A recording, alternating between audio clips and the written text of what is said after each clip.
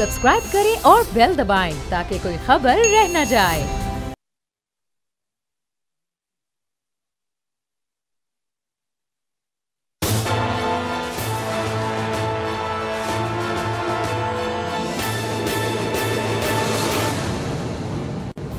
अस्सलाम वालेकुम। प्रोग्राम तज्जिया, मैं हूँ अलीना इलियास। आज के इस प्रोग्राम में मेरे साथ मौजूद है इनाम खटक साहब और हमारे सुप्रीम कोर्ट के रिपोर्टर तैयब बलोच साहब, और अब से कुछ देर बाद हमारे साथ मौजूद होंगे समीम रहीम साहब और इरफान कादिर साहब जो कि साबिक अटॉर्नी जनरल हैं पाकिस्तान। खैर जी, आज खुद नोटिस कोरोना के हवाले से सुप्रीम कोर्ट की आज समाअत हुई। अब 2 हफ्ते तक उसको मुलतवी कर दिया गया, लेकिन बहुत से सवाल उठाए गए फिर से। और जब सुप्रीम कोर्ट इस तरह के केसेस को टेकअप करती है तो सबसे पहला सवाल ये आता है कि क्या जो रियासत है, जो गवर्नमेंट है, वो डिलीवर कर पा रही है या नहीं कर पा रही। फिर IBPs के हवाले से स्कैंडल आया। जहांगीर तरीन साहब का ट्विटर जो है वो काफ़ी एक्टिव है, कुछ इस हवाले से भी बात करेंगे कि आखिर IPPs का जो स्कैंडल है वो है क्या। और शुगर के हवाले से कहा यह जा रहा है गवर्नमेंट की तरफ से कि 25 को जो है वो रिपोर्ट आ जाएगी। एक आज TV चैनल ने टिकट्स भी चलाए हैं और उनका ये कहना है कि 2 या 3 दिन के अंदर अंदर जो रिपोर्ट है वो कंप्लीट हो जाएगी। लेकिन इसके साथ साथ आज 20 अप्रैल है और NAB की जानिब से कहा गया कि भाई हम इसमें कैसे खामोश रह सकते हैं। अचानक से NAB को ख्याल आ गया कि ये उनकी जुरिसडिक्शन है और उन्होंने इसमें जंप इन करना है। वेल, ये सवाल हैं जिनको हम जानने की कोशिश करेंगे, लेकिन सबसे पहले आज जो सुप्रीम कोर्ट की कार्रवाई रही, जो सवालात किए गए और खासतौर पर सिंध के हवाले से और ज़कात फंड के हवाले से, मैं चाहूँगी कि आप कार्रवाई बताएं कि क्या थी कार्रवाई। जी, आज जो है जब समाअत शुरू हुई, चीफ जस्टिस की सरबराही में 5 रुकनी लार्जर बेंच ने समाअत की, तो अटारनी जनरल की जानिब से जब वो रोस्टर पर आए तो पहले तो चीफ जस्टिस ने उन पर बरहमी का भी इजहार किया और उनका ये कहना था कि तमाम सूबों की जो है वो रिपोर्ट्स तो आई हैं, लेकिन अभी तक हमें वफाक की रिपोर्ट्स जो है वो नहीं मिली। और उसके साथ साथ जो पॉवर्टी एलिवेशन और सेफ्टी डिवीजन है पाकिस्तान का, उनकी जानिब से भी जो है वो रिपोर्ट जमा कराई गई थी जिसमें ज़कात और बैतुल माल के हवाले से उन्होंने तफसीली रिपोर्ट दी थी। और उनका ये कहना था कि जो भी पाकिस्तान से ज़कात कलेक्ट की जाती है उसका सिर्फ 7% हिस्सा जो है वो वफाक के पास होता है और बाकी जो रकम होती है वो सूबों को दे दी जाती है। तो इस सवाल से उनका ये कहना था कि 9 बिलियन रुपए की रकम जो है वो ज़कात की जो है वो जमा हुई थी और वो सूबों के पास है। तो इस पर अदालत ने कहा कि क्या आप हमें बता सकते हैं कि सूबों ने वो रकम कहाँ पर खर्च की। तो उन्होंने कहा इसमें तो हमारा कोई वो नहीं है, वो तो आप सूबों से पूछ सकते हैं कि सूबों ने वो रकम कहाँ पर खर्च की। तो इस पर जस्टिस उमर अता बंदियाल ने थोड़ा सा बरहमी का भी इजहार किया और उन्होंने कहा कि आपके पास जो है वो तो ऑडिट रिपोर्ट्स होनी चाहिए कि जब सूबों को रकम मिल जाती है ज़कात की तो आपको सूबों से ऑडिट कराने चाहिए और पता करना चाहिए कि आया ये ज़कात की रकम या बैतुल माल की जो रकम है ये गरीबों को दी भी जा रही है या नहीं दी जा रही। तो इस पर अटार्नी जनरल ने कहा कि ज़्यादातर रकम जो है वो इंतज़ामी अमूर के ऊपर और सरकारी मुलाजमीन को तनख्वाहें देने पर खर्च हो जाती है। तो जिस पर अदालत ने बरहमी का इजहार किया और उनका ये कहना था कि ज़कात की रकम से जो है वो अफसरान जो है वो एयर टिकट्स ले लेते हैं। तो क्या ऐसा हो सकता है कि जो गरीबों के ऊपर जो रकम खर्च होनी है वो सरकारी मुलाजमीन पर खर्च हो रही है? क्या सरकारी मुलाजमीन को सरकार तनख्वाह नहीं दे सकती? आप ज़कात से जो है वो क्यों ये रकम काटते हैं? ऑडिट रिपोर्ट के हवाले से कुछ बताया अटॉर्नी जनरल साहब ने कि बस खामोशी थी। जी, इस हवाले से जो है वफाक को हिदायत की गई है कि वफाक जो है और कुछ नहीं कर सकता, कम से कम ऑडिट रिपोर्ट्स सुप्रीम कोर्ट में तो जमा करा सकता है। और इस सवाल से वफाक को यह हुक्म दिया गया है कि वो जो सूबों को जितनी रकम मिली है 9 अरब में जो सूबों को तकसीम हुए हैं, आप तमाम सूबों का ऑडिट कराएं और ऑडिट रिपोर्ट जो है वो सुप्रीम कोर्ट में जमा कराएं। और फिर इसके साथ साथ एक और शरई सवाल भी जो है वो सुप्रीम कोर्ट ने इस्लामी नजरियाती कौंसल से और बाकी तकी मुफ्ती तकी उस्मानी से पूछ लिया है कि ये जो ज़कात की रकम है या जो बैतुल माल की रकम होती है ये सरकारी अफसरान की तनख्वाह या बाकी इंतजामी अमूर के ऊपर खर्च हो सकती है या नहीं हो सकती। इस सवाल से शरई जो नुक्ता नज़र है उससे जो है वो आगाह किया जाएगा इस्लामी नजरियाती कौंसल की जानिब से। तो ये तो ज़कात और बैतुल माल के हवाले से सबसे बड़ा जो आज अहम पेशरफ्त और सिंध के हवाले से भी काफी सवालात उठाए गए, खासतौर पर जस्टिस सज्जाद साहब ने काफी चीजें जो है रिमार्क्स दी हैं। जी, सिंध के हवाले से जो है वो दोबारा सिंध की कारकर्दगी पर बरहमी का भी इजहार किया गया और इस हवाले से जो है वाज़े तौर के ऊपर ये कहा गया कि सिंध की हुकूमत से हमने तलब किया था कि आपने जो राशन तकसीम किए हैं उनकी तफसीलात नहीं दी गई। तो इसके ऊपर जो एडवोकेट जनरल सिंध थे उन्होंने कहा था कि हमने जो राशन तकसीम किए हैं वो हर ज़िले के जो डिप्टी कमिश्नर होते हैं, जो DCOs होते हैं, उनके ज़रिए हमने राशन तकसीम किया। अगर अदालत चाहती है तो वो रिकॉर्ड सारा मंजर-ए-आम पर है। तो इस पर चीफ जस्टिस ने कहा चलो, लेकिन हमें ये पता चला है कि सिंध ने जो है वो ज़ैदुल मियाद राशन जो है वो तकसीम किया है। तो इस पर एडवोकेट जनरल सिंध भी वो सीधा हो गए। उन्होंने कहा कि अगर आप ये कहते हैं हमने ज़ैदुल मियाद राशन तकसीम किया तो ये राशन हमने यूटिलिटी स्टोर से लिया है, तो आप यूटिलिटी स्टोर से पूछ लें। और इसके साथ साथ आज जो सबसे बड़ी बात यह है कि जब सिंध के ऊपर बरहमी का इजहार किया जा रहा तो एडवोकेट जनरल सिंध सीधे हो गए और उन्होंने अदालत को दो टोक अल्फाज के अंदर कहा कि आपको सिर्फ क्या सिंध हुकूमत ही नजर आती है, क्या बाकी सूबों की कारकर्दगी क्या सिंध से बेहतर है? हम काम भी करते हैं और तनकीद भी सहते हैं। अगर आप जो है वो अपने रिमार्क्स देने में थोड़ा एहतियात करें तो इस पर जस्टिस सिजाद अली शाह ने कहा कि चूंकि सिंध जो है वो हमारा सूबा है, चूंकि जस्टिस सिजाद अली शाह का और चीफ जस्टिस गुलजार का ताल्लुक सिंध से है, तो इस वजह से उन्होंने खुद की जस्टिफिकेशन देते हुए कहा कि हम चाहते हैं कि हमारे सूबे जो है वो ठीक हो जाए, वहां पे हालात ऐसे ना उनको ज्यादा अंदाजा है बेसिकली वहां पे इस वक्त क्या हालात है, क्योंकि जब भी सवाल किया जाता है सिंध से तो सिंध के पास बहुत से सवालात का जवाब नहीं होता। अच्छा इरफान साहब, मैं आपकी तरफ आऊंगी, पहले तो माजिद के आपको इंतजार करना पड़ा। इस वक्त हम ये देख रहे हैं कि सुप्रीम कोर्ट की तरफ से अज खुद नोटिस लिया जाता है कोरोना के इशू के ऊपर और सवालात किए जाते हैं गवर्नमेंट के परफॉर्मेंस के ऊपर। सर इसका मतलब तो यही हुआ कि गवर्नमेंट जो है वो परफॉर्म नहीं करी, इस वजह से सुप्रीम कोर्ट को इस तरह के अज खुद नोटिस लेने की जरूरत पड़ रही है। जी देखिए, गवर्नमेंट के बहुत सारे महकमे हैं, ये तमाम जो हुकूमत को चलाना है, गवर्नमेंट की परफॉर्मेंस है, इसके बारे में वजीर आजम जो है और उनकी पूरी टीम है, काबीना है, और ये जुडिशल फंक्शन नहीं है। ये फंक्शन जो है ये एग्जीक्यूटिव फंक्शन है कि जुडिशरी को इससे अलग रखा गया कॉन्स्टिट्यूशन में। कॉन्स्टिट्यूशन में बहुत से आर्टिकल्स हैं, उसमें से चंद आर्टिकल वो हैं जहाँ पे लिखा हुआ है कि ये जो एग्जीक्यूटिव डोमेन के जो फंक्शंस हैं उसमें वजीर आजम और वज़रा जो हैं वो किसी भी चीफ जस्टिस या किसी भी अदालत को जवाबदेह नहीं है। अब सवाल ये पैदा होता है कि ये मिनिस्टर्स को बुलाया जाए या उनकी परफॉर्मेंस पे अपनी राय दी जाए। तो मैं अपनी बात तो बाद में करूंगा। मौजूदा जो अदलिया है इसकी जो रूए रवां है, जो इस अदलिया को जिन्होंने बहाल करवाया था उसमें एतजाज एहसन साहब जो है उनका नाम जो है सरे फहरिस्त है, और उन्होंने बड़े दो टोक अल्फाज में ये बात की है कि अदलिया ये काम नहीं कर सकती और ये अदलिया के करने का काम नहीं है क्योंकि ये जुडिशल फंक्शन नहीं है। अब सवाल ये पैदा होता है, थोड़ी देर के लिए अगर हम मान लें कि अदलिया ये काम कर सकती है और वो ये मॉनिटरिंग भी कर सकती है कि ये कोरोना वायरस पे जो भी इकदाम किए जा रहे हैं और जो अखराजात इस पे जो आ रहे हैं वो आया सही इस्तेमाल हो रहे हैं नहीं हो रहे हैं, उसकी ऑडिटिंग जो है वो भी अगर अदालत करना चाहती है तो फिर सवाल ये पैदा होता है कि ऑडिटर जनरल ऑफ पाकिस्तान जो कि कॉन्स्टिट्यूशनल पोस्ट है, सुप्रीम कोर्ट के तो 17, 18, 20 जज होते हैं, ऑडिटर जनरल ऑफ पाकिस्तान तो सिर्फ एक है और वो सारे पाकिस्तान के अकाउंट्स जो है अंडर द कॉन्स्टिट्यूशन ऑडिट करते हैं। उनकी पोजीशन किसी चीफ जस्टिस से कम नहीं है क्योंकि वो अपना दायरा इख्तियार में खुद मुख्तार हैं। तो मेरे इसलिए ये तहफ़्फ़ुज़ात हैं इस चीज के बारे में। और थोड़ी देर के लिए अगर मैं मान लूँ कि चीफ जस्टिस साहब और चंद जज साहिबान ने ये तमाम काम करना है तो फिर पिछले चीफ जस्टिस जो थे उन्होंने तो बिल्कुल इस तरफ वो नहीं आए। और फिर अगर यही काम करने का अदलिया का काम है तो फिर ये जो रेलवे का महकमा है वो भी खसारे में जा रहा है, बाकी बहुत सारे महकमे भी खसारे में जा रहे हैं, वहां पे भी ऑडिटिंग नहीं इरफान कादिर साहब, बेसिकली अगर आप रेलवे की बात कर रहे हैं तो शेख रशीद साहब से मेरे ख्याल में परफॉर्मेंस मांगी थी उनकी इस हवाले से भी, और उस दिन शाह खावर साहब हमारे शो में आए हुए थे और वो कह रहे थे कि जब एक इमरजेंसी की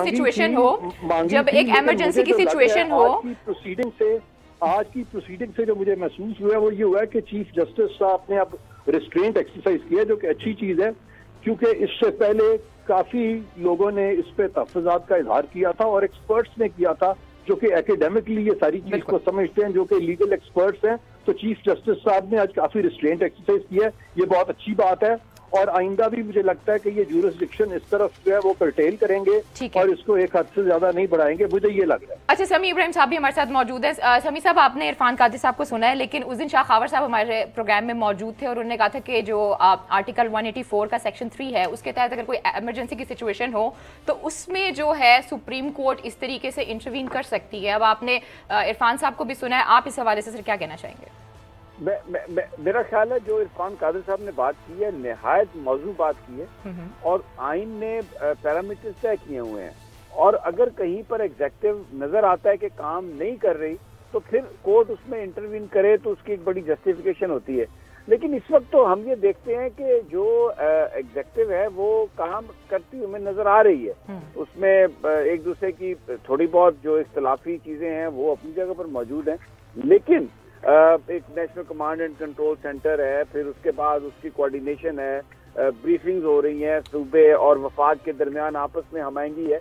अब ओवरऑल हमारा जो सिस्टम है वो इतना इफेक्टिव नहीं है, उसमें तो फ्लॉज नजर आ रहे हैं। तो ये बिल्कुल वही बात है कि जैसे शुगर इंडस्ट्री को सब्सिडी हुकूमत देती रही है, ये कह करके जी वो इंडस्ट्री जो है वो खसारे में जा रही है, तो बाकी जो इंडस्ट्रीज हैं उनके साथ सौतेली महू जैसा सलूक। तो अब इस तरह अगर हम महकमों की परफॉर्मेंस को देखें तो वो तो फिर हर महकमे में कोर्ट की इंटरवेंशन होगी। तो वो जो अभी इरफान कादर साहब ने बड़ी अच्छी बात की कि आज चीफ जस्टिस साहब ने बड़ा रिस्ट्रेन शो किया, विच इज वेरी गुड। और शायद उसकी वजह ये है कि प्राइम मिनिस्टर ने बड़ा पॉजिटिव रिस्पांस दिया है और हमें डॉक्टर जफर मिर्जा पिछली 2-3 ब्रीफिंग में भी नजर नहीं आ रहे और थोड़ा उनको भी काबीना में ये कहा है कि आप सुप्रीम कोर्ट के सवालों के जवाब दें और थोड़ा संजीदगी का मुजाहरा करें। तो मुझे लगता है कि जो पैरामीटर्स हैं वो डिफाइंड हैं और इरफान कादर साहब ने जो बात कही है बिल्कुल दुरुस्त बात कही है उन्होंने। लेकिन सभी साहब इसके साथ साथ आपने एक और भी सवाल यहीं पे कर दिया ना, जो मैं चाहूंगी कि इनाम खटक साहब इसका जवाब दें, जिसमें आपने कहा कि जिस तरीके से इमरान खान साहब ने रिस्पॉन्स किया है डॉक्टर जफर मिर्जा के हवाले से और बाकी सारी चीज़ों के हवाले से, उन्होंने कहा कि उनका रवैया जो है वो बहुत ज़्यादा गैर संजीदा है। लेकिन खैर वो आज ब्रीफिंग दे रहे थे, वहां पर मौजूद थे, शायद ये एक रीज़न है कि कोर्ट की तरफ से इस तरह का एक रिस्पॉन्स आ रहा है। देखिए ये सभी साहब की बात ठीक है और हम खुद भी देख रहे हैं कि जफर मिर्जा साहब जो है वो बैक फुट पे चले गए हैं, जो कि उनके लिए ज़रूरी भी है। लेकिन यहाँ पर समी साहब मैं आपके साथ मौदबाना और इरफान कादर साहब के साथ कि एग्जेक्टिव, ये बहुत पुरानी डायलॉग है कि एग्जेक्टिव को इंटरफेयर नहीं करना चाहिए। वैसे भी अदालतें क्या कर रही है, कोरोना एक बहुत बड़ा चैलेंज है, इसमें हर पाकिस्तानी जो है कंसर्न रखता है। ठीक है, बहुत आइडियल डेमोक्रेसीज की जब हम बात करते हैं, जब सब कुछ एग्जेक्टिव की जानिब से अच्छा हो रहा होता तो अदलिया को इंटरफेयर करने की ज़रूरत भी ना होती। अब ये किसी एक हुकूमत का चैलेंज नहीं है, पूरी दुनिया के लिए चैलेंज है, तमाम इदारों के लिए चैलेंज है। तो मेरे ख्याल से कोर्ट्स वैसे भी काम नहीं कर रही, कोई ज़्यादा केसेस आपको पता है कि एंटरटेन नहीं हो रही। तो मेरे ख्याल से एक डायलॉग के हवाले से भी अच्छी बात है, सेंसिटाइज हो रही है एजेंसियाँ। हमने ये पहली बार देखा कि इस्लामाबाद में कितने क्वारंटीन सेंटर्स हैं, हमने पहली बार देखा कि क्या ज़कात के पैसे आप डिस्ट्रीब्यूट कर सकते हैं, सैलरीज की मद में आप दे सकते हैं। हमने ये भी देखा कि आज़ादी की बात जब है, जब जैसे तैयब बलोच साहब कह रहे थे कि जो सिंध के अटॉर्नी जनरल थे, उन्होंने कहा कि नहीं आप हमारे हवाले से ज़रा बाइस्ड हैं, तो फिर सुप्रीम कोर्ट ने लचक का मुजाहरा किया और एक जज साहब ने कहा कि चूंकि मैं खुद बिलोंग करता हूँ उस प्रोविंस से, तो I should be concern more about my province. मेरे ख्याल से एक हेल्दी डिबेट है, हमें इसको कंट्रोवर्शियल नहीं लेना चाहिए, एक हेल्दी डिबेट के तौर पर लेना चाहिए। और हम देख रहे हैं कि अलीना के केसेस, रिपोर्ट्स हो ही नहीं रही, टेस्ट हो नहीं रहे, तो आखिर कहाँ जा रहा है ये पैसा, ये 9 बिलियन ज़कात का पैसा कहाँ जा रहा है? जब हम डेली रूटीन पे सरकारी वेबसाइट को देख रहे हैं कि जो टेस्ट लिए जा रहे हैं उसकी तादाद इतनी है, तो आखिर ये पैसा जा कहाँ रहा है? हम फिर ये भी देख रहे हैं कि जब इंडस्ट्रीज बंद है, सब कुछ बंद है, तो किसी को तो बोलना चाहिए। कोर्ट की तरफ से सवालात उठाए गए और जो कोर्ट की तरफ से इरफान साहब सवालात, मेरा आपसे सवाल होगा इरफान साहब, और जो कोर्ट की तरफ से सवाल उठाए गए थे जिसमें डॉक्टर जफर मिर्जा साहब जो है उन सवालात के जवाब नहीं दे पाए थे, वो भी तो सर उसके बाद फिर इमरान खान साहब ने उसके ऊपर एक रिएक्शन शो किया, और वो जो रिएक्शन उन्होंने शो किया वो इसी वजह से शो किया क्योंकि वो इस चीज़ पे कन्विंस थे कि जो कोर्ट की तरफ से कहा गया वो बिल्कुल ठीक कहा गया। इसका मतलब है कि इदारे उस तरीके से काम नहीं कर रहे जिस तरीके से उन्हें करना चाहिए। देखिए, इमरान खान साहब का जो रिस्पांस था वो स्ट्रिक्टली लीगल रिस्पांस नहीं था। वो तो अपील कर रहे थे कि ये अदालत की और गवर्नमेंट की फ्रिक्शन होनी नहीं चाहिए, और इसीलिए गालिबन लगता है उन्होंने खुद ही जफर मिर्जा साहब को समझाया होगा कि अगर चीफ जस्टिस से कोई बातें की हैं और उसका बहुत क्रिटिसिज्म आया है, तो बेहतर है कि आप उस सारी चीज को जो ज्यादा लोगों ने हवा दे दी है इसको ठंडा करें और आप चीफ जस्टिस साहब की बल्कि उनकी तारीफ में कोई बात कर दें। और उन्होंने चीफ जस्टिस साहब की बिल्कुल अपनी तरफ से तारीफ की, और उन्होंने वो सोशल मीडिया पे जो कि डिफेंड किया लोगों ने जफर मिर्जा साहब को, जो कि एतजाज अहसन ने भी किया, तो उन्होंने उन तमाम लोगों को इन अ वे कहा कि जी उन्होंने ठीक नहीं किया। तो ये एक अपीजमेंट की पॉलिसी थी और कोर्ट वो डिफेंड नहीं कर रहे थे। Sorry to cut you here sir, बहुत से लोग ये समझते हैं वो कैंपेन चल रही थी, बिकॉज 2 पिक्चर्स लगाई गई थी, एक तरफ डॉक्टर जफर मिर्जा थे और दूसरी तरफ चीफ जस्टिस साहब थे, और उनकी पूरी क्वालिफिकेशन उन्होंने दिखाई हुई थी डॉक्टर जफर मिर्जा साहब की, और लिखा हुआ था ये है qualification. It's a campaign sir. कह रही हैं आप जी, यू आर एब्सोल्युटली राइट, आप बिल्कुल सही कह रही हैं कि एक तरफ तो ये बहस चली और हमारे फॉर्मर नेवल चीफ हैं गालिबन, उन्होंने एक आर्टिकल भी लिखा इस पे। उन्होंने लिखा जब एक शख्स जो है वो LLB कर लेता है और LLB करने के बाद वो फाइनली वकील बनता है और वकील से चीफ जस्टिस बन जाता है, तो वो जो चीजें MBBS करने की हैं, FRCP करने की हैं, जो इंजीनियरिंग के करने की हैं, वो उसमें ज्यादा वेल कन्वर्सेंट नहीं हो जाता।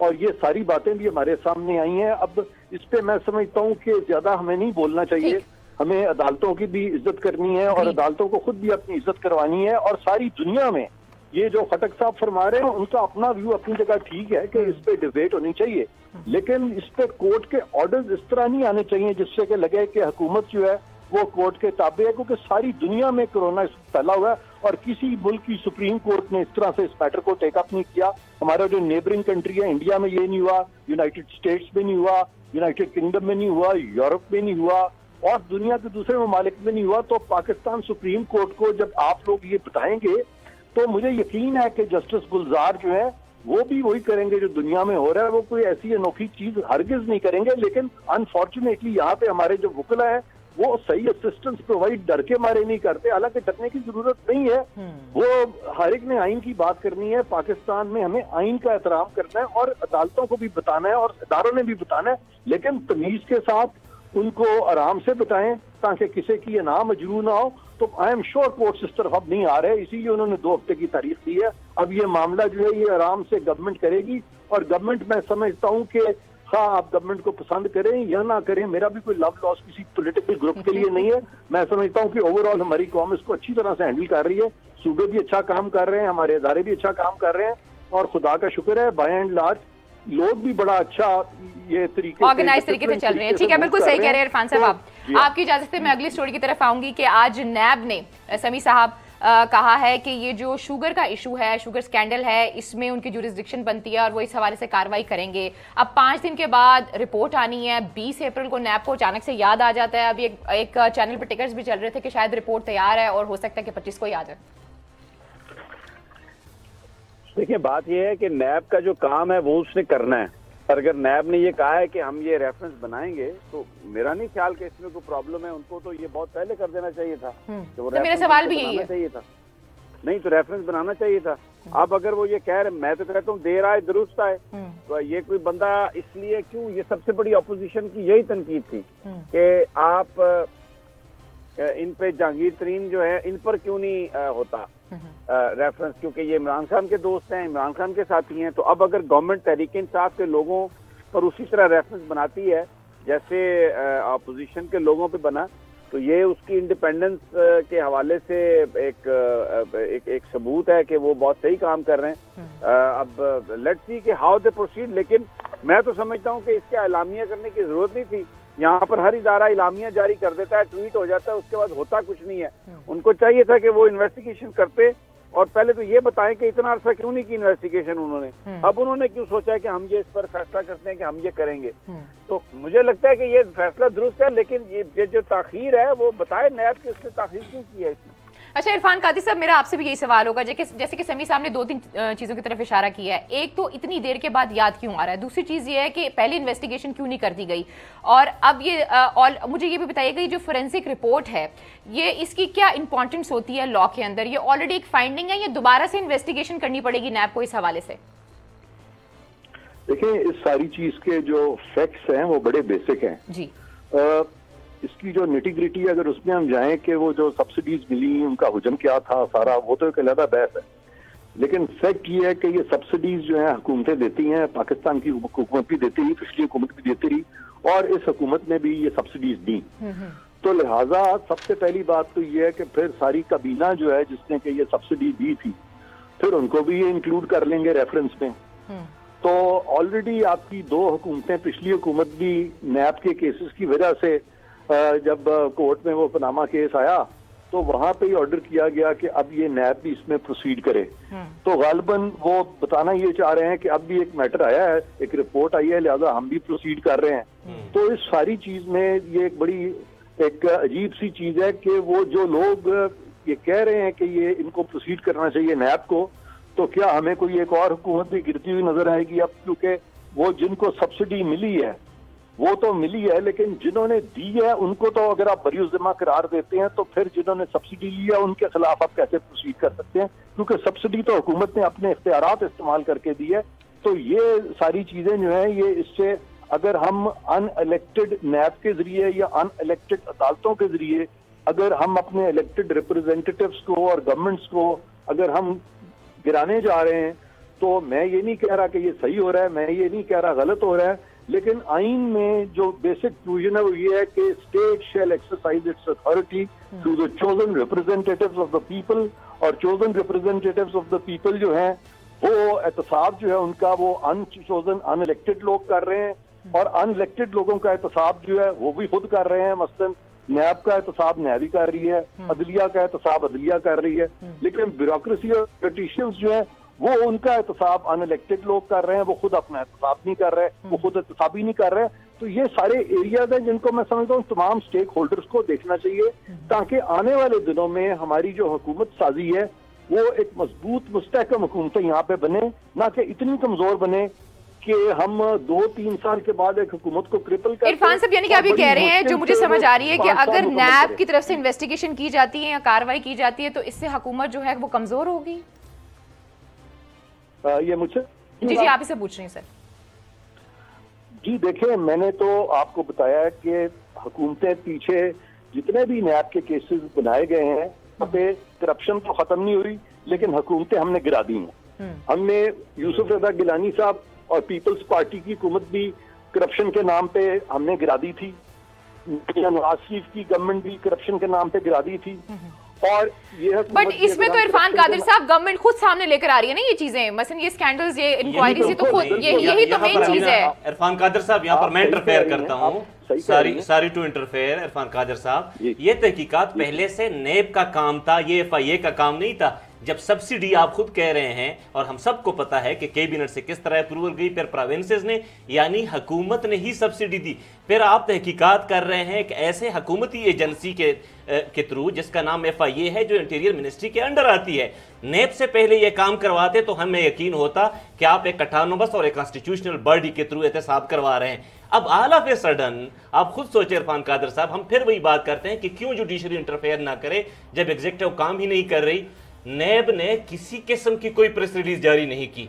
पूरी दुनिया में कोई वॉच डॉग मुझे बताएं जो प्रेस रिलीज हाथ की खुशखती से लिखकर जारी करता है, जिस पर ना कोई सरकारी मोनोग्राम होता है, ना किसी के साइन होते हैं। कल को आप चैलेंज कर सकते हैं, खुद नेब इनकार कर सकती है कि ये मेरी प्रेस रिलीज नहीं है। आज जो हम नेब का फ्री में ये हम मार्केटिंग कर रहे हैं, नेब की तरफ से किसी किस्म की स्टेटमेंट नहीं आई।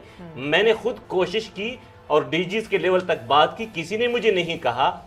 एक शोषा छोड़ा जाता है इरफान कादिर साहब मीडिया के थ्रू कि जी नेब ने एक्शन लिया। किसने लिया? चेयरमैन नेब ने किसी किस्म की स्टेटमेंट जारी नहीं की, स्पोक्समैन की जानिब से किसी किस्म की स्टेटमेंट नहीं आई। हम क्यों कह रहे हैं कि नेब ने एक्शन लिया? और नेब एक कंप्लेंट ड्रिवन एक इदारा है।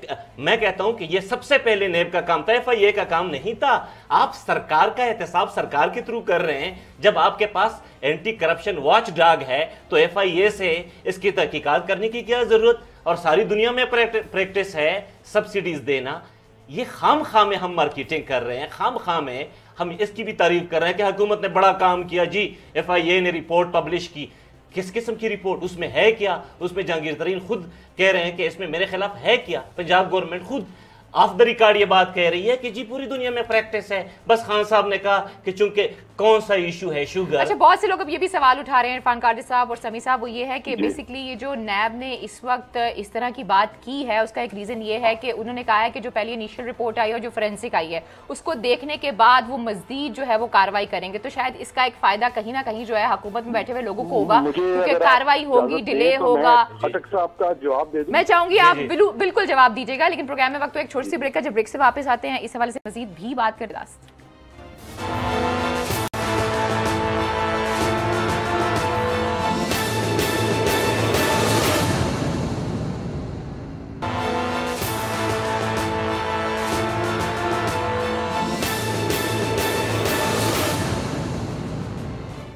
वेलकम बैक नाज़रीन, का फिर आपको खुशामदीद कहते हैं। और इरफान कादिर साहब, आप खटक साहब की बात का जवाब देना चाह रहे थे। वो कहते थे कि FIA को लाने की क्या जरूरत है, जब नैब की जुरिस्डिक्शन थी तो नैब से करवा लेनी थी सारी चीजें। जी मैं असल में खटक साहब से उस तरह से मैं डिसएग्री नहीं कर रहा। खटक साहब जिस फ्रेम ऑफ रेफरेंस से बात कर रहे हैं उनका अपना जो अदराक है, मैं हरगिज उसको क्वेश्चन नहीं कर रहा। लेकिन मुझे चूंकि एक बड़ा वसी मौका मिला है कि इस तरह के मैटर्स को मैं बड़े सालों से देख रहा हूँ, और मैं आज से तकरीबन कोई 16-17 साल पहले भी पाकिस्तान का प्रोसिक्यूटर जनरल रहा था और मेरे सामने ये सारे मैटर्स आया करते थे, जिसमें कि पेट्रोलियम प्राइसेस जो हैं, पेट्रोल प्राइसेस, वो भी इशू हमारे सामने आया। वहाँ पे भी बात की गई कि जो ऑयल रिफाइनरीज हैं इनको बहुत ज्यादा फायदा हो रहा है, बहुत प्रॉफिट्स हो रहे हैं और गवर्नमेंट इनको बहुत मुराद दिए चली जा रही है, जो कि बिल्कुल गलत है। इनके खिलाफ केस बनना चाहिए। उसके बाद ये शुगर मैटर्स भी आए, इसमें कहा गया कि बहुत ज्यादा इसमें टैक्स एवेजन भी हो रही है और ड्यूटीज भी एवेड हो रही हैं, और ये जो शुगर माफिया है इनका काटिल बन गया है और ये बड़ा नुकसान पहुंचा रहे हैं। तो मुझे अभी भी याद पड़ता है कि ये मैटर्स जो थे ये सुप्रीम कोर्ट ने भी टेकअप किए, लेकिन उन्होंने उनको खत्म करने पड़े थे।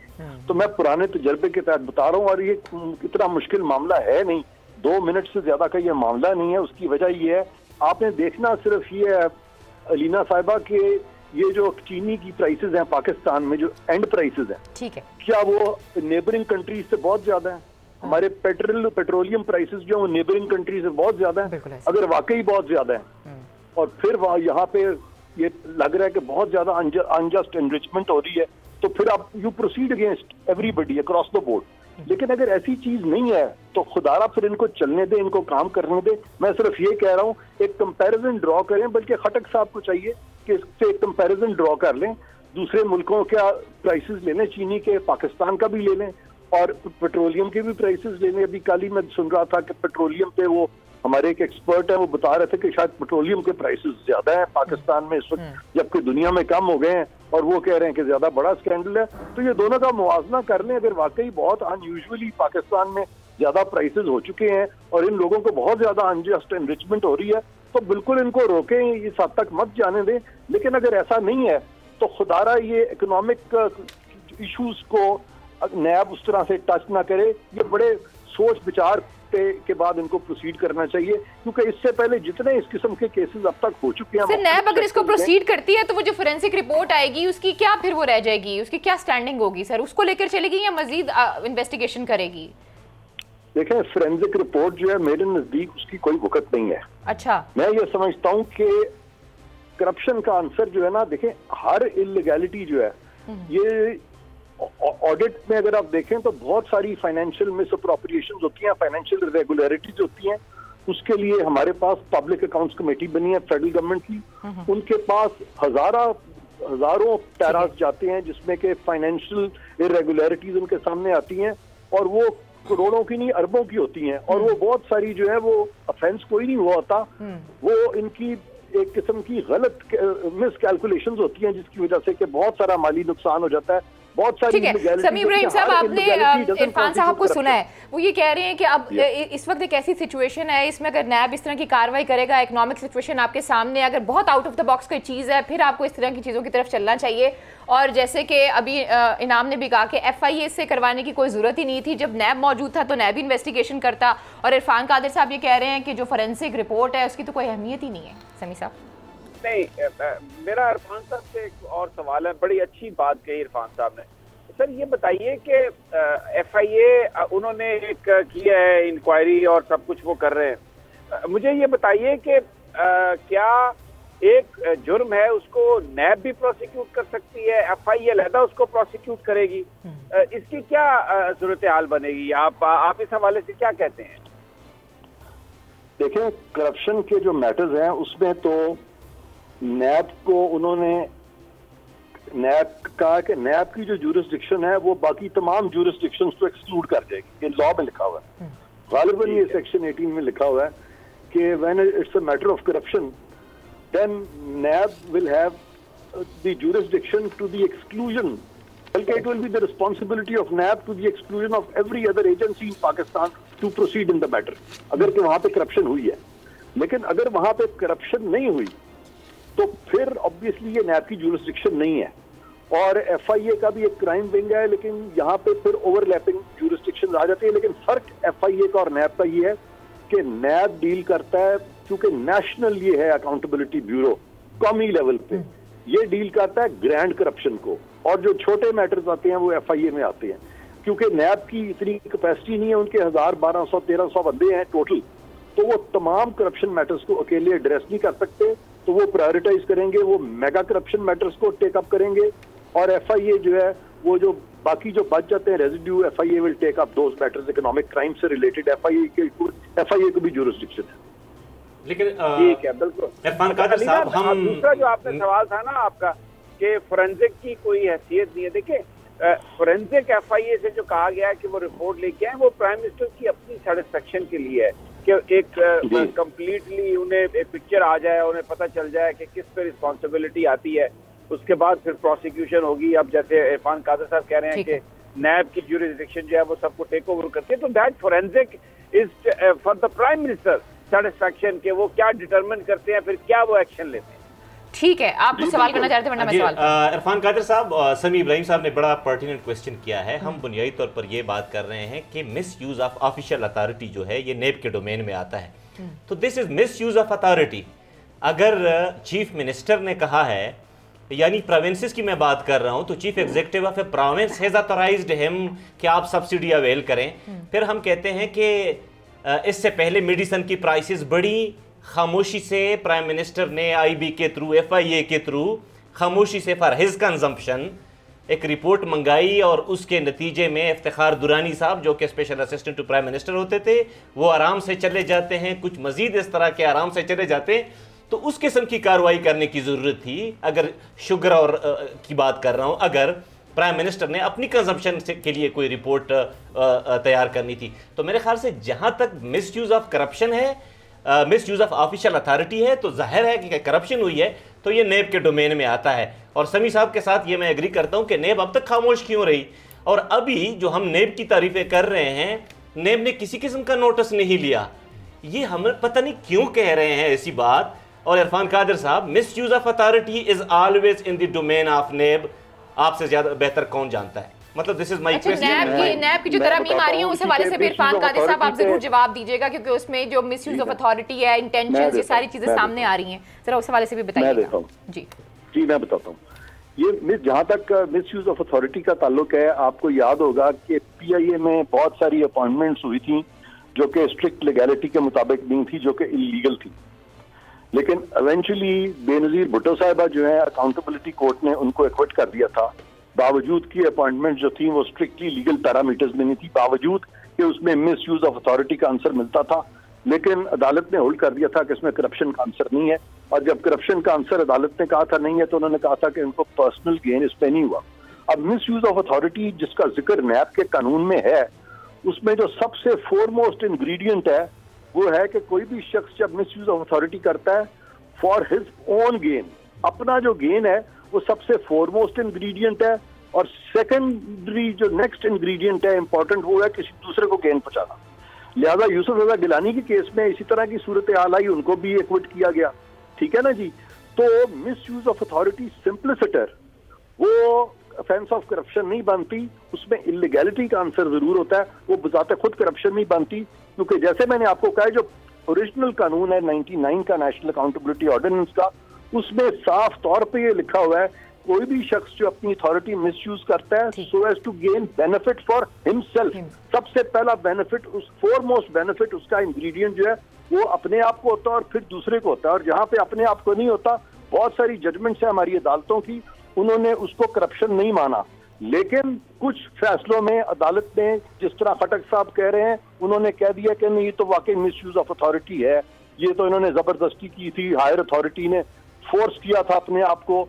लेकिन ये जो तजाद था इसको रिजॉल्व करने के लिए अभी रिसेंटली जो 2019 का ऑर्डिनेंस आया उसमें उन्होंने वजाहत कर दी है कि मिस यूज ऑफ अथॉरिटी जो है अगर पर्सनल गेन किसी को नहीं है तो वो मिस यूज ऑफ अथॉरिटी नहीं है, ये वजाती ऑर्डिनेंस है, ये कानून की पोजीशन है। मैंने आप अच्छा इरफान साहब एक और चीज मैं आपसे पूछना चाहूंगी, ये सवाल मेरे जहन में आ रहा था। अच्छा जो पंजाब ने सब्सिडी दी है वो उसका स्वाबदीदी इख्तियार था, उन्होंने सब्सिडी दे दी, लेकिन हमने ये देखा है कि जब आसिफ अली जरदारी साहब की शुगर मिल्स के हवाले से चीज़ें सामने आई जिसमें गवर्नमेंट ने सब्सिडी दी तो उसके ऊपर रेफरेंस कायम हुआ, तो इस सिचुएशन में क्या उस्मान बुज़दार साहब के ऊपर कोई रेफरेंस बन सकता है सर आने वाले दिनों में?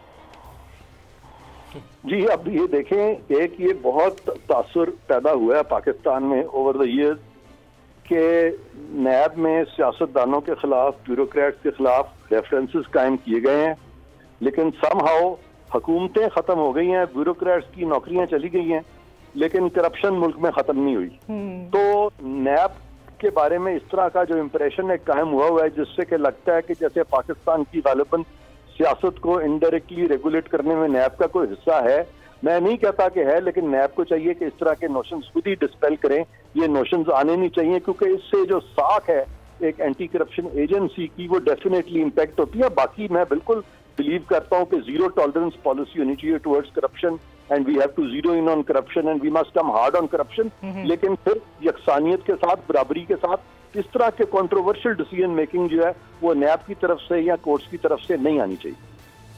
अच्छा समी साहब, अब कुछ बात कर लेते हैं शहबाज शरीफ साहब के हवाले से। शहबाज शरीफ साहब को नैब ने बुलाया, वो नहीं गए और अब फिर उनको बुलाया गया है नैब की जानिब से, और शायद खाकान अब्बासी कह रहे थे कि नैब के पास कुछ है ही नहीं है, वो तो सिर्फ डराने धमकाने के लिए जो है वो हमें बुला रहे हैं। कुछ इस सवाल से मैं चाहूँगी कि आप कॉमेंट करें। और ऊपर से शेख रशीद साहब ये कह रहे हैं कि रमज़ान के बाद बहुत सी चीज़ें हो सकती हैं, ऐसा क्या हो सकता है रमज़ान के बाद, कुछ इस हवाले से भी बात करेंगे। लेकिन प्रोग्राम में वक्त एक छोटी सी ब्रेक का, स्टे विद अस।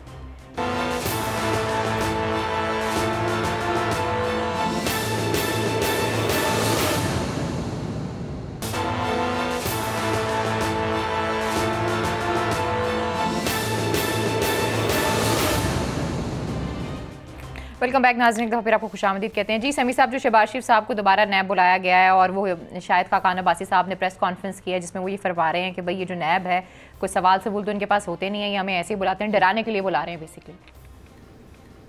बहरहाल जो नैब ने बुलाया है उसमें जो प्रेस रिलीज आया है उसमें उन्होंने कहा है कि अगर शहबाज साहब पेश नहीं हुए तो फिर कानून अपना रास्ता अख्तियार करेगा। मुझे ये लगता है कि शहबाज साहब को गिरफ्तार करना चाहता है और बहरहाल अब अपोजिशन ये कहती है, या शायद खाकान अब्बासी साहब ये कहते हैं कि उनके पास कोई शब्द नहीं है और वो सिर्फ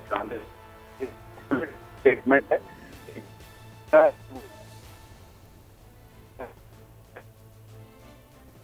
चलिए हम दोबारा कोशिश करेंगे समी साहब से रब्ता करने की। इरफान कादी साहब, मैं आपकी तरफ आऊंगी। अब नैब की तरफ से ये कहा जा रहा है कि जो शहबाज शरीफ साहब है वो ताउन नहीं कर रहे, 2 दफ़ा उन्हें बुलाया गया लेकिन वो नहीं आए, अब दोबारा उनको बुलाया गया है, तो पॉलिटिकल इसका क्या इम्पैक्ट होगा? जैसे कि समी साहब की बात अब तकरीबन पूरी तो नहीं हुई थी लेकिन उन्होंने कहा कि हो सकता है, ऐसा लग रहा है कि उनको शायद गिरफ्तार किया जाना हो या कुछ इस तरह की चीज़ें। देखिए, अब शहबाज शरीफ साहब जो है उन्होंने गालिबन जो वो नहीं गए तो उन्होंने यही कहा है कि जी मुल्क में कोरोना फैला हुआ है और लिहाजा मेरा जाना जो है इन हालात में खतरे से खाली नहीं है। तो वो तो बल्कि आज जब मुझे आपके चैनल से भी फोन आया था प्रोग्राम के लिए तो उन्होंने कहा हम DSNG आपको भिजवाएंगे, तो मैंने खुद उनको रिक्वेस्ट की कि DSNG ना भिजवाएं क्योंकि सोशल आइसोलेशन जो है वो डिमांड करती है कि DSNG की जरूरत नहीं है, आप वैसे ही मेरी कोई तस्वीर पुरानी लगा दीजिएगा और मैं प्रोग्राम पूरा आपके साथ कर लूंगा। तो सोशल आइसोलेशन जो है हमें मेंटेन करनी चाहिए। लिहाजा अगर नैब वाकई संजीदा है तो शहबाज शरीफ साहब के केस में भी अगर ये थोड़ी देर की उनकी ये बात मान लें और वीडियो कॉन्फ्रेंसिंग पे उनसे पूछ लें, कल वीडियो कॉन्फ्रेंसिंग कर लें, परसों वीडियो कॉन्फ्रेंसिंग कर लें ताकि आपस में उनका कॉन्टेक्ट ही न हो। बाकी पकड़ने की जरूरत उनको इसलिए मैं समझता हूँ फिलहाल नहीं है कि उसकी वजह यह है कि वो ऑलरेडी पाकिस्तान में, वो पाकिस्तान से बाहर तो नहीं जा। साल पहले जब मैं प्रोसिक्यूटर जनरल था और शहबाज शरीफ साहब जब मुल्क में वापस आ रहे थे तो उनके खिलाफ एक केस बना हुआ था और ये 2004-5 की बात है। ठीक है। वो केस बना हुआ था और कमरान खान साहब जो हैं उनका मुझे फोन आया एक लाइव प्रोग्राम में और उन्होंने कहा कि जी आपने क्या तैयारी की है, शहबाज शरीफ का जहाज आ रहा है, आप उनको पकड़ेंगे कि नहीं पकड़ेंगे? तो मैंने कहा जी इतनी जल्दी क्या, वो मुल्क से भाग तो नहीं रहा, वो तो मुल्क में वापस आ रहे हैं। तो अभी रिसेंटली तो वो वापस आए हैं, तो इस पे अगर ये वीडियो लिंक के जरिए अगर कर लें। अच्छा, तो आप ये कह रहे हैं कि वो वापस आए हैं। समी साहब, इरफान साहब की शायद आपने बात सुनी होगी, वो ये कह रहे हैं कि वो वापस आए हैं, तो वो भागने के लिए तो वापस नहीं आए हैं भाई। आपने गिरफ्तार करना है आप कर लीजिएगा, लेकिन अगर आपने कोई भी कार्रवाई करनी है तो आप वीडियो लिंक पे कर लें। कौन सी इतनी बड़ी क़यामत है? नहीं, ये बात सही है उनकी कि वो, मुझे नहीं लगता कि अभी तो एयरपोर्ट्स बंद हैं तो वो कहीं भाग नहीं सकते, वो कहीं जा नहीं सकते, बिल्कुल सस्पेंडेड है। ये बात इरफान साहब की बिल्कुल सही है। लेकिन देखिए ये इन्वेस्टिगेटर्स जो हैं वो सियासतदान भी माशाल्लाह ये बड़े पुराने खिलाड़ी हैं। ये भी इस तरह वीडियो लिंक पे इतनी आसानी से तो किसी चीज़ का जवाब देते नहीं है। तो फिर वो जो एक तरीकाकार होता है उनको फिजिकल रिमांड में रख के कभी सोने नहीं देते, कभी जगाते हैं। वो जो फिर आपने शायद खाकान अब्बासी साहब की बात कही, नहीं वो कहते हैं हमजा को रखा हुआ है 90 दिन से, क्या निकाल लिया, कौन सा रेफरेंस दायर हो गया, क्या हो गया? ये नैब की जो परफॉर्मेंस है उस पर बड़े सवालिया निशानात हैं। इसमें ये बिल्कुल सही है बात कि जिस अंदाज में पिछले 20 महीने में या उससे पहले ये कोशिश, अब ये पर्चे दर्ज हुए, गिरफ्तारियां हुई, ट्वीट चले और बयानबाजी आई, वो होती रही है। लेकिन अमली तौर पर जो बड़े बड़े मगरमच्छ हैं उनसे कुछ बरामद नहीं ये कर सके, कुछ उनसे ले नहीं सके। ये तो बात सही है, अब मैं इसको डिनाई नहीं कर सकता। ठीक है, तो फिर जो इरफान साहब बात कर रहे हैं वो बिल्कुल ठीक कर रहे हैं ना। ऊपर से शेख रशीद साहब भी ये फरमा रहे हैं कि बहुत सी तब्दीलियां आएंगी, आप तैयार हो जाएं रमजान के बाद। समी साहब, तब्दीलियां क्या आएंगी रमजान के बाद और तैयारी किस चीज की हो? शेख रशीद साहब ईद की तैयारी है, बिल्कुल शेख साहब की बात बिल्कुल ठीक है, ईद आएगी रमजान के बाद। शाहिद खाकान अब्बासी साहब ने भी कुछ फरमाया है सर, इरफान कादिर साहब। शाहिद खाकान अब्बासी साहब कह रहे हैं कि हो सकता है कि आने वाले दिनों में आपको बहुत बड़ी चेंजिंग नजर आए, जो आपकी मौजूदा असेंबली है वो शायद ना रहे और फिर 90 दिन के बाद नए इलेक्शंस हों। वो ये सारी चीजें देख रहे हैं और वो कह रहे हैं इस हवाले से जो है वो बातचीत भी हो रही है लोगों में। जी, ये मुझसे पूछ रही हैं आप? जी जी जी इरफान साहब। जी जी बिल्कुल, इस तरह की बातें जो सुनने को मिल रही हैं, क्योंकि अब जो हमारे आइन की जो मौजूदा पोजीशन है उसमें अब एक ही तरीका रह गया और वो यही है कि हुकूमत के खिलाफ नो कॉन्फिडेंस जो है वो लाया जाए। और अगर नो कॉन्फिडेंस जो है वो फॉर एग्जांपल अगर नहीं आता तो फिर ऑब्वियसली हुकूमत को नहीं गिराया जा सकता, लेकिन अगर नो कॉन्फिडेंस आ जाता है और लेकिन अगर नो कॉन्फिडेंस से पहले वजीर आजम जो है वो एडवाइस कर देते हैं डिसोल्यूशन, तो उस सूरत में असेंबलीज डिसॉल्व हो जाती हैं और फिर यहाँ पे केयर टेकर सेटअप आएगा अंडर द कॉन्स्टिट्यूशन। तो अगर ऐसी बात कोई हो रही है, जो कि खबरें तो बहुत सी मिल रही हैं, क्योंकि इस वक्त पीटीआई में भी सुना है एक डिवाइड सी पैदा हो गई है, खास तौर पे जहांगीर तरीन साहब और इमरान खान साहब के बारे में। Sorry to cut you here Irfan साहब, मुझे यहाँ पे एक ब्रेक लेनी है। आप तो ये कह रहे हैं कि जहांगीर तरीन साहब और इरफान साहब के दरमियान कुछ ब्रेक नहीं है। सॉरी, प्रोग्राम का वक्त खत्म हो गया और मुझे पता ही नहीं चला, बिकॉज इतनी हेल्दी डिबेट थी कि अंदाजा ही नहीं हो सका कि प्रोग्राम हो गया। सॉरी नाम, मैं तुम्हें टाइम नहीं दे सकी। हम सबको इजाजत दीजिए, अपना बहुत ख्याल रखिए, अल्लाह ने के बाद।